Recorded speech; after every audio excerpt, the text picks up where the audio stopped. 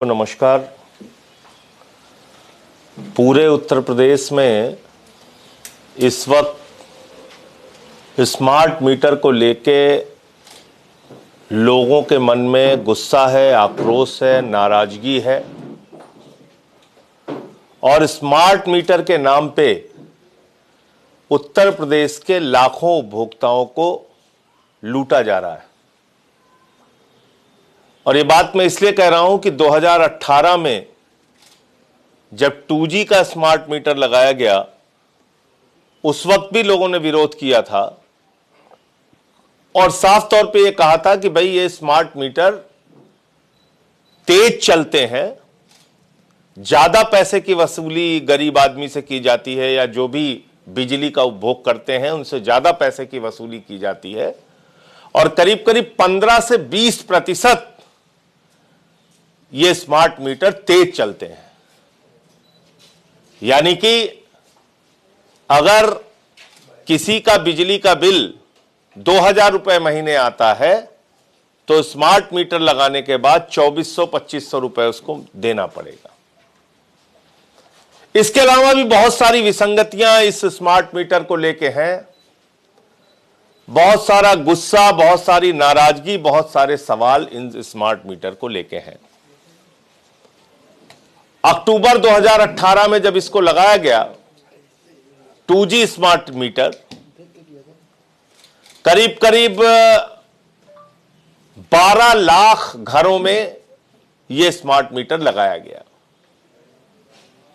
और 8 साल का कॉन्ट्रैक्ट किया गया। यानी कि ये स्मार्ट मीटर जो लगाया जा रहा है ये 8 वर्षों तक चलेगा। और यह भी कहा गया कि ये स्मार्ट मीटर जो है वो 40 लाख घरों में लगेगा। अब अचानक एक तुगलकी फरमान उत्तर प्रदेश सरकार का आया है, बिजली विभाग का आया है। वो कह रहे हैं नहीं साहब, अब ये 2G नहीं, अब ये 2G सब हटाए जाएंगे, अब 4G मीटर लगाया जाएगा। अब ये 2G हट जाएगा, अब ये 4G मीटर लगेगा। तो आपका जब भी मन हो रहा है, जैसे भी मन हो रहा है, आप इस प्रदेश की जनता को लूटने में लगे हुए हैं। 959 करोड़ रुपए प्रदेश की जनता की गाढ़ी कमाई का पैसा वो किससे वसूला जाए, किससे मांगा जाए, कौन इसके लिए जिम्मेदार है? आप टेंडरिंग करते हो 8,400 रुपए की और टेंडरिंग करने के बाद वो मीटर लगाते हो, टेंडर करते हो 8,415 रुपए के हिसाब से और मीटर लगाते हो 6,016 रुपए के हिसाब से। ये देखिए आप, इसमें आपने घपला किया, घोटाला किया और अब आप कह रहे हैं वो 2G का मीटर बदला जाएगा, 4G लगाएंगे। अरे भैया 2018 में ही 4G लगा देते। पहली बात तो स्मार्ट मीटर क्यों लगा रहे हो? और ये प्रीपेड स्मार्ट मीटर का जो संकट है वो कितना बड़ा होने वाला है, आप अंदाजा लगा सकते हैं कि इसमें जैसे ही पैसा खत्म होगा आपके घर की बिजली खत्म हो जाएगी। पैसा खत्म, बिजली खत्म, आप अंधेरे में रहने के लिए मजबूर होंगे। भीषण गर्मी हो, आपके बच्चे रोते हो, बुलखते हो, चीखते हो। मई जून के महीने में जब भीषण गर्मी पड़ती है, पैसा अगर आपका खत्म हो गया तो आपकी बिजली गुल, आपके बच्चे रोते रहे फिर। और दूसरा इसमें सबसे बड़ी विसंगति क्या है? भाई बिजली एक दाम में खरीदती है ना सरकार, 5 रुपए यूनिट, फिर आपको 6 रुपए 7 रुपए यूनिट बेचते हैं, 4 रुपए यूनिट, लेकिन आपसे तो एक फिक्स रेट लेते हैं वो। अब इसमें प्रीपेड में क्या है? टाइम के हिसाब से आपसे वसूली होगी। ये पीक आवर है तो पैसा ज्यादा देना पड़ेगा, किसी समय पीक आवर नहीं है तो पैसा कम देना पड़ेगा। ये कौन सा नियम है? पहले तो आपने यूनिट के हिसाब से रेट फिक्स किया था, वही बहुत ज्यादा था। अब आप कह रहे हैं टाइम के हिसाब से आप रेट फिक्स करेंगे। यानी कि गर्मी के महीने में गरीब आदमी तो उत्तर प्रदेश के लोग तो बर्बाद हो जाएंगे। आप कहेंगे बिजली की खपत ज्यादा है, बहुत महंगी बिजली हमें खरीदनी पड़ रही है, बहुत महंगी आपसे वसूली जाएगी, आपको पता भी नहीं चलेगा। वो कह देंगे मई के दोपहर में 1 बजे प्रति यूनिट बिजली का दाम होगा 25 रुपए, आपको पता भी नहीं चलेगा। जून के महीने में दोपहर में बिजली का दाम होगा 40 रुपए यूनिट, आपको पता भी नहीं चलेगा, आपके पे उससे कट जाएगा। फिर आप रोते रहिए, लड़ते रहिए, दौड़ते रहिए। तो ये स्मार्ट मीटर जो है ये इलेक्ट्रिसिटी एक्ट के भी खिलाफ है। इसलिए मैं सरकार को कहना चाहता हूं, इलेक्ट्रिसिटी एक्ट 2003 की जो धारा 55 है, उसका जो क्लॉज 55 है, उसके भी अगेंस्ट है। इसमें साफ तौर पे कहा गया है उपभोक्ता की अनुमति के बगैर, उसकी सहमति के बगैर आप किसी भी घर में स्मार्ट मीटर नहीं लगा सकते हैं। उसमें उसकी सहमति चाहिए होती है, आप जबरन नहीं लगा सकते स्मार्ट मीटर। तो स्मार्ट मीटर का आम आदमी पार्टी उत्तर प्रदेश विरोध करती है और इसकी लड़ाई सड़क से लेके देश की संसद से लेकर और न्यायालय तक जरूरत पड़ी तो हम लोग लड़ेंगे, क्योंकि ये इलेक्ट्रिसिटी एक्ट 2003 के भी खिलाफ है। ये उत्तर प्रदेश की जनता से खुली लूट है बिजली के नाम पे, और ये आम आदमी के लिए एक बहुत बड़ा संकट है कि आप समय के हिसाब से पैसे की वसूली करेंगे कि जब आपको लगेगा गर्मी ज़्यादा है तो बिजली महंगी कर दो, जब लोगों को ज़रूरत ज़्यादा है तो बिजली महंगी कर दो, और अनाप शनाप वसूली लोगों से होगी। तो इसलिए हम लोग ये स्मार्ट